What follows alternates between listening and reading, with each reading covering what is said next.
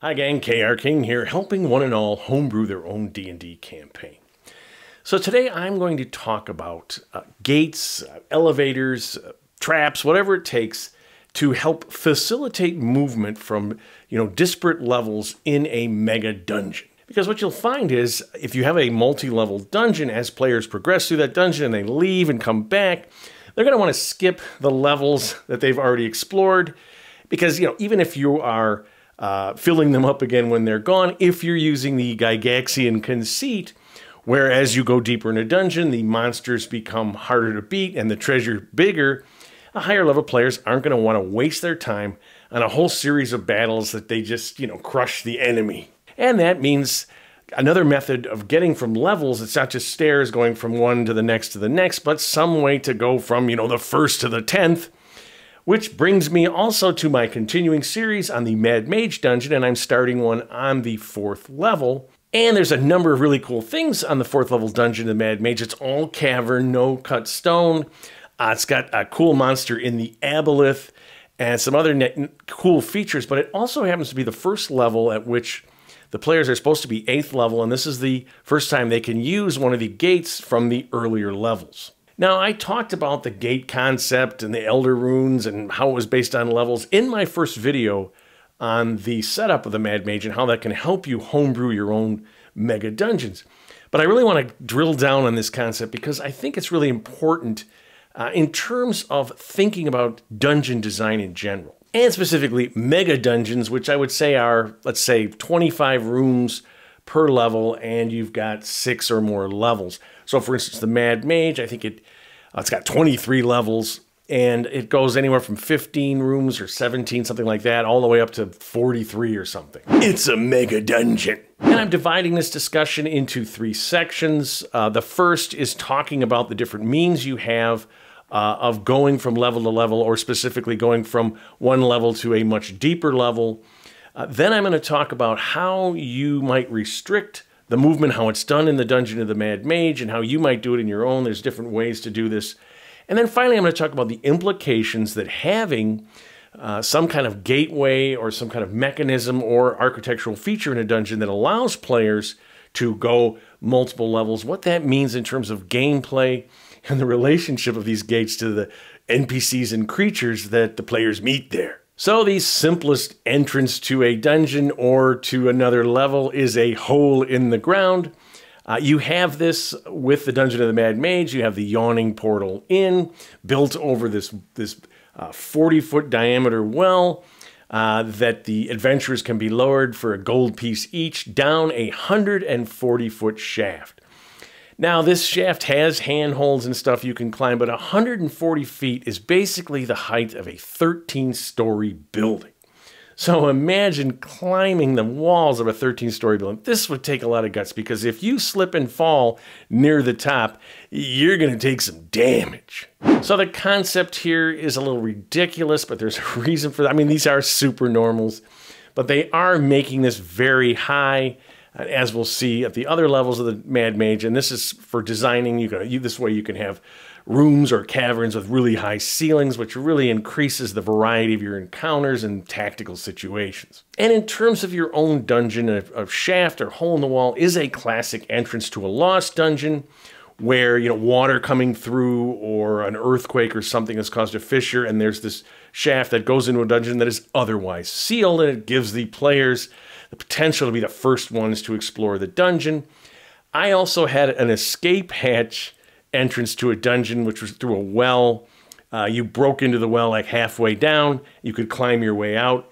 And then the players discovered this and had their entrance to this lost dungeon. And the other cool thing about the well was they had to go in single file, which for a GM is always delightful. Another thing you can do is have a pit trap that falls really far. Obviously, someone has to fall into it. Potentially, they could just open this trap, but at the bottom there is an entrance to another level, or multi-levels down. Now, why would this be? One is perhaps to clean out the trap at some point, or get the loot out of it when players have fallen in there.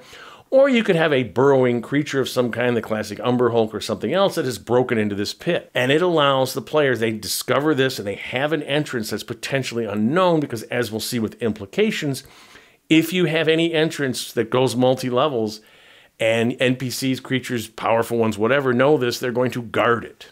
All right, so after shafts and holes and things, we come to the classic entranceway to a dungeon, which are stairs. And the Dungeon of the Mad Mage has stairs that go to virtually every level. There's some, the one from 4th to 5th is on the River of the Depths. There's a teleport level at the very end. But basically, you either have steps or you have shafts that say they lead to the next level. One time when I built the very first dungeon I ever built, I was 12 years old, and I solved this problem by having a giant circular shaft that went down to all 12 levels, and then I had a circular stairs that ran around this. There were some issues here with this in terms of controlling access to dungeons that were too deep, having monsters and things, the logic of why wouldn't they be going up and down, so there were some issues here. But in the Dungeon of the Mad Mage, if you have a stair or hallway or whatever, or cavern that leads from one level to another, usually there's no problem in traveling there. Sometimes you'll have creatures that are, fighting each other, different bands who try to control access, but you can defeat them or potentially bargain with them. And the stairs in these hallways and the River of the Depths brings up an interesting point, both for the Mad Mage and your own dungeon design, and that is the distance between levels. It says you have that 140-foot drop through the well, the Yawning Portal well, and then from the first to the second level, it says explicitly it's 200 feet apart. It doesn't really say anything in the later levels that I could find. Somebody out there might have seen something. But since they say whatever they say is the standard, that presumes that there are 200 feet between every level in the Dungeon of the Mad Mage. Now, first of all, this is a lot of steps, because now you're talking like a 18-story building. Imagine tromping up the steps of that, even if they're direct. And if you have a hallway that leads to it, either it's super sloped and long, or there's all sorts of switchbacks and stuff on this hallway. And it says in the river entrance to the River of Depths, go to the 4th to 5th level, it says it takes 4 to 5 hours to do this in a boat, and there's all sorts of waterfalls and stuff. Now, how do you answer this question? Well, it's easy. It's a game, right? We are suspending our disbelief in order to have dungeons that can have super high ceilings, all sorts of interesting geometry. All right, so what are some of the methods you have to facilitate movement between disparate levels in a dungeon? One of the classics is an elevator, either mechanical or magical. And these can vary in size from a single user elevator to one that's the size of a room. I think of a single user elevator as kind of an escape hatch, right? It's in the room of a powerful figure, hidden behind a secret door. They can go in here in an emergency and either go up or go down, whatever they want to get away from enemies. And the cool thing about this is if the party discovers this and they're going to use it, it has the feature of one person at a time going to this level, being left behind, leaving members of the party behind, splitting them up. This can be fun. Now, a room-size elevator is kind of cool too, because you can move large numbers of troops up and down, or items, things like this, very quickly. But these are usually rare. Typically, I would make an elevator in a dungeon the same size as you have one in real life.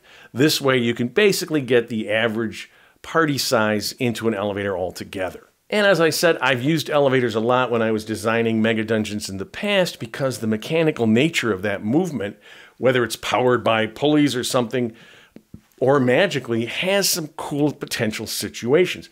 What if the elevator breaks down, midway through? You have the classic movie situation of having to break your way through the top, maybe climbing the cables or whatever is doing it, or just climbing the walls of the magic elevator. Now, obviously, you have spells and things to levitate or fly or whatever, unlike in real life. But unlike in real life, these aren't 10-foot stories. These can be 200-foot stories. That's going to be potentially deadly. And, of course, the other classic means of moving between floors that are far apart is the teleport gate or platform or sigil. And the thing about these is they typically teleport individuals or groups, depending on whether it's a single user, like an archway in the Mad Mage, or a platform or sigil area, instantaneously and without any chance of failure. And there's an interesting aspect in the Mad Mage where Hallister has created it such that teleport spells of any kind do not work, because obviously you could use a teleport, let's say the classic teleport spell, to move around. Now, the thing about this is it's a 7th level spell, which means you don't get it till 13th level, When you get to 13th, you're going to learn 2 spells. I suppose you're going to learn the teleport spell. But are you going to carry it every day? You know, instead of something like reverse gravity or something deadly. And you can still only take 2 people at a time. And if you're doing this by a description, a teleport, say a map, you know, it's only a 25% chance of totally just doing it all right. And then you've got to go into the other charts. So this is why these devices or features that allow this movement are so important, because players are rarely going to be in a situation where they can teleport themselves. And even though they are set up to be perfect in terms of transporting, you could have one, say, in an ancient abandoned mega dungeon where the magic has faded slightly. Maybe there's a chance of failure. You do potentially want to have the players figure this out before they do it, because if they get transported and they're far away or they take massive force damage, they might feel like that's a little bit of a screw job.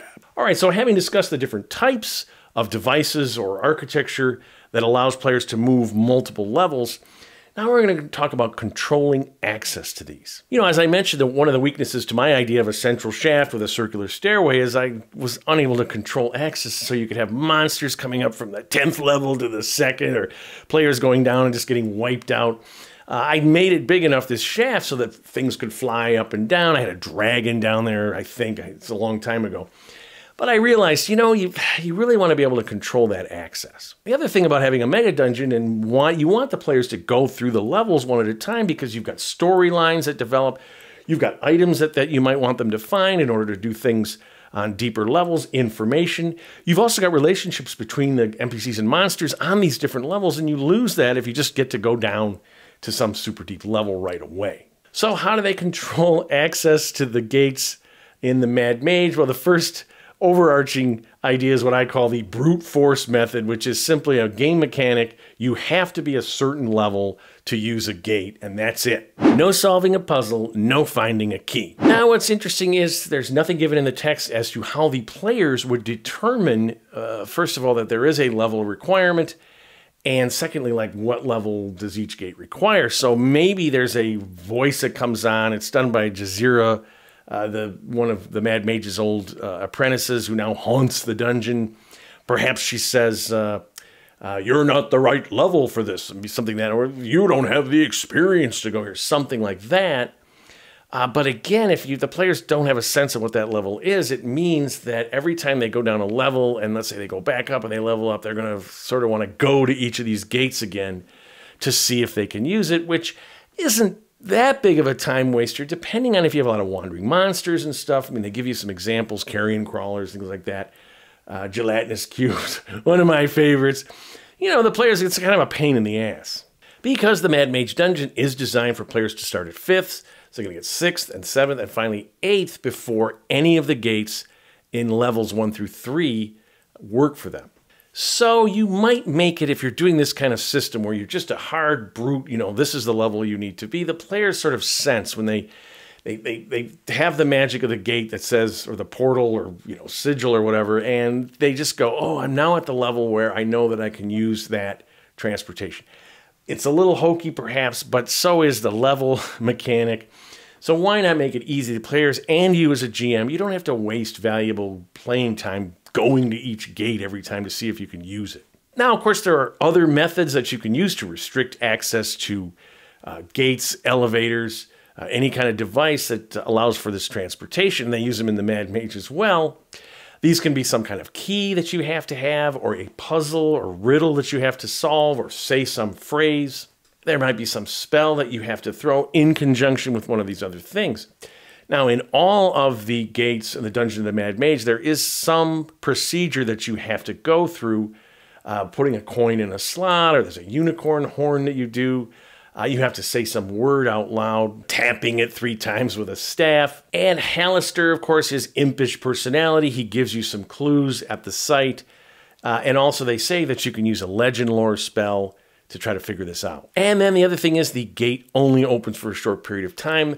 Another thing that I would recommend, if you have a key, let's say you have a key to an elevator that you have to use to go up and down, you can have that a key only work a certain number of times, because this is done so that if it gets stolen or used by people like the players that aren't supposed to, it wears out. And this can be kind of humorous if they're deep down in levels. Although you probably want to have another key somewhere so they don't have to slog their way all the way back. And you can also have a puzzle or riddle that changes, because when these devices, or when this architecture, when this thing was created that allowed this rapid movement between levels, it's a very powerful thing, and whoever built it wanted to protect access to it. And the final wild card in the Dungeon of the Mad Mage in terms of controlling access to the gates are the Elder Runes, which affect one or more of the users that go through the gate. Sometimes it's the first one, but they say to mix it up, it could be the second or third. The mirror gates are 5 feet wide. The arch gate's usually 10, so you could go 2 at a time. And what happens is you draw this deck and you have boon or bane effects based on a even or odd die mechanic. And, you know, some of these cards have a real disparity between the boon and the bane. So you got this card here where the bane is, if you don't make this con save against Halaster's 22 DC, you're vulnerable to damage for 24 hours, and you get a -2 on all your death save rolls. Being vulnerable, that's double damage. Whereas the boon is you make a hit and you can turn it into a critical hit and then it disappears. That's a potential screw job, my friends. Some others are a little fairer. This one, the boon is you get 10d6. You can use 2 dice at a time to add to an attack fire damage, or the bane is to take 10d6 fire damage. You do get a dex save, but again, Halaster's got the 22. All right, so the final consideration you want to make when you're creating a device or some feature that allows for this movement between multiple levels is its effect on gameplay, both in terms of the players, you know, working their way through the dungeon in real life, but also how NPCs, monsters, and whatnot would react potentially to this. Because what you're trying to avoid here is having the players spend a ton of time going from stairway to stairway to stairway. Well, how close is it when they enter a level to get to the gateway? Because as you can see here, on the first level, this gate for 11th level characters is quite a ways from the entrance. And, you know, the players say, depending on if you're using wandering monsters and stuff, are you going to waste a lot of gameplay time getting them from the yawning portal entrance to this? I think I would make this half again or even more closer. Another interesting feature here is there's a presumption that at the beginning of the Mad Mage, you start at 5th, and you go up 1 level based on the experience. They're using the experience base point. You may use something else, but they go up 1 level. The first level, they go to 6th, and the second, 7th, and so on. Then as they get higher, it takes a little bit longer. So they have this gathering point of like 11 gates at the 6th level dungeon.